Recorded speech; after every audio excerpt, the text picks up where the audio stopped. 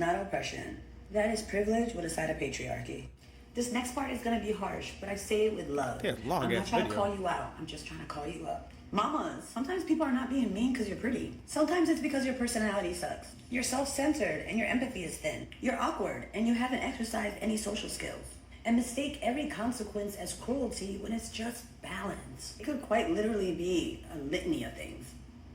But the fact that you think it's because you're pretty makes me want to be mean to you too.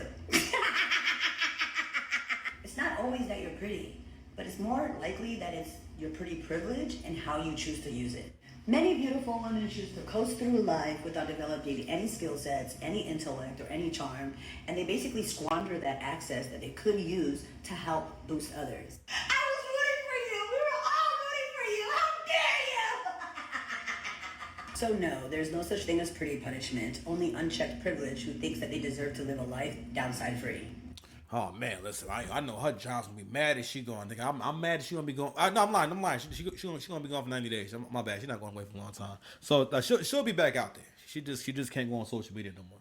But anywho, so you would look at this video and think, listen, I think she speaks very well. I think she's very good at performing her content. But here's the thing about really connecting with the real message is that pay attention to the storytelling, pay attention to the line of logic. Now, this is more of a bit of a tame video, but I'm gonna tell you right now that this video was more so about dark skinned girls, ongoing beef. And I'm sorry, there's another thing too. Now, I happen to find dark skinned women to be beautiful, but that's another thing too. If when dating dark skinned girls, the darker she is, the crazier she gonna act, and the more insecure she gonna be. All right, because more, I'm like, I hate to say this shit, but a lot of women do not like being black. So like African women will tell you straight up, like what kind of man do you prefer, and they will say white man. They want a mixed baby, and in general, a lot of dark skinned women want a mixed baby, and why is that? Because that baby will not be. They know that baby will not be dark skinned.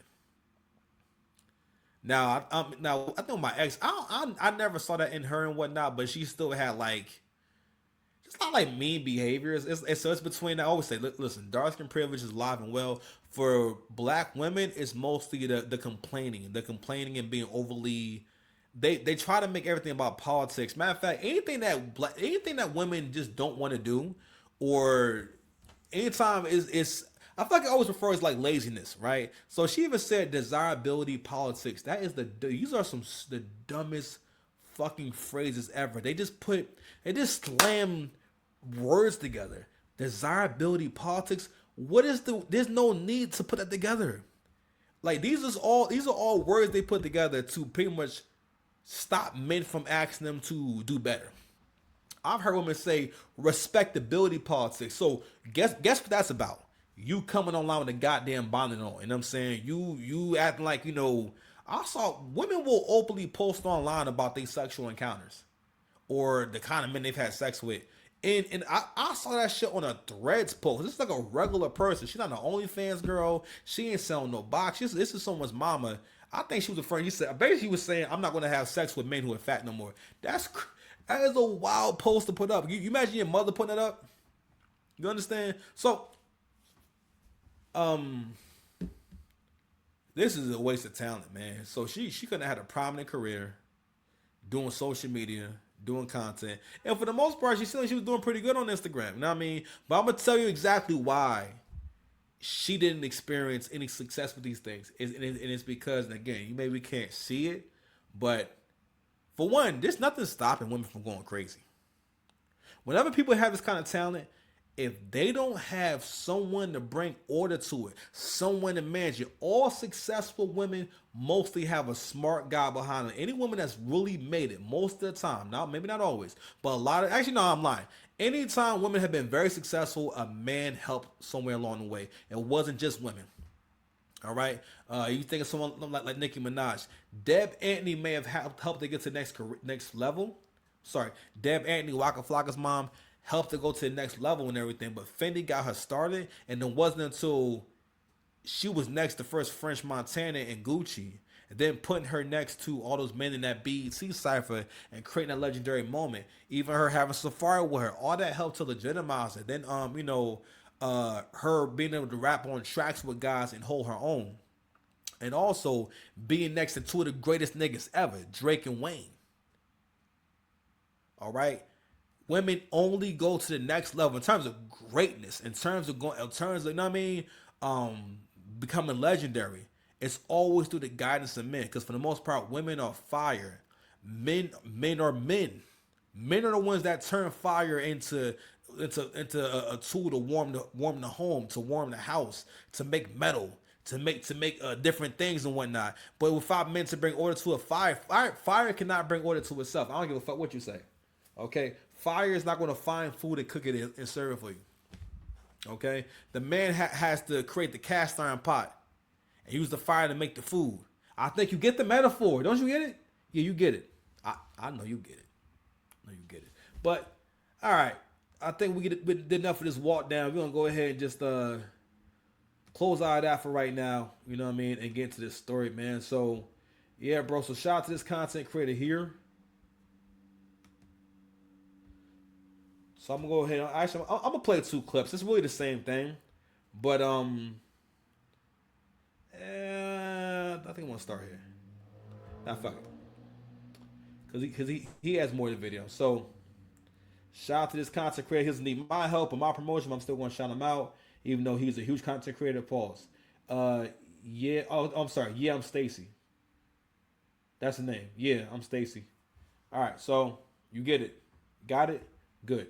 So he tells the story very, very eloquently. I'm gonna let it play from here. And more news came out that she was allegedly lying.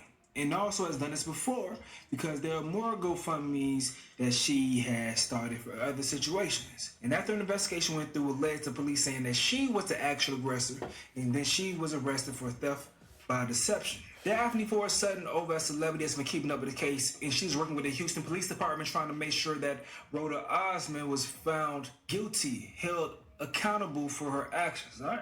So she came and reported today that she was indeed found guilty. So she says, I want to thank DA Keith Houston and the Houston Police for having me there and keeping me safe while I testified against Roda. We did it. She was found guilty. But her consequences are 90 days in jail, inpatient substance abuse treatment, full restitution of $42,302, 10 years of probation, a 10-year social media ban if she violates. Let's stop that right there. People are saying that maybe she didn't get a heavy enough sentence, but real talk, I've never heard of a judge doing that shit. Hold on, make sure my mic is on, because I would hate to be cooking. I love the way I'm cooking, and it ain't getting recorded. So, for a woman, I don't think I understand how big this is for a woman. Pause. Okay? The modern woman does not know life without that phone or without social media. But it also may be the only thing that saves her. This may be the only thing that will give her a chance at life. Okay? I told y'all. And again, I'm not saying that she ain't got no man. I'm not saying that she not fucking. Okay? But, and again, I could be wrong. Maybe she do have an actual boyfriend.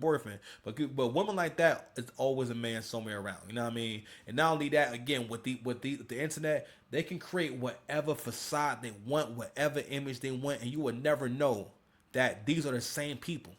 I just showed you on Instagram, right? And again, I'm sure she actually is intelligent.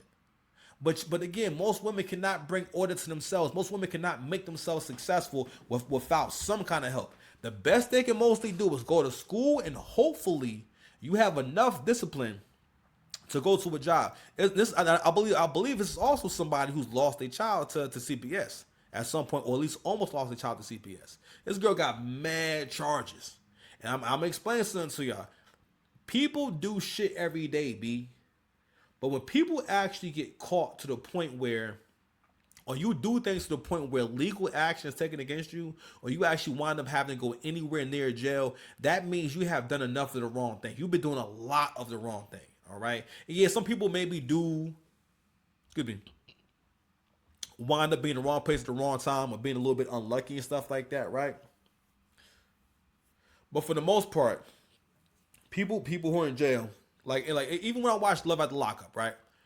It's only maybe one person I've seen on there that didn't come across as a serial fuck up or someone that could go back to jail. All right. I think it was like one dude, it was a few seasons back. I forget his name, but he was someone that got locked up for scamming. I think because very few of them like got locked up for like a financial crime. You know what I mean? Now people who do financial crimes sometimes you could have done it one time and then get locked up, right? But overall, my point being is that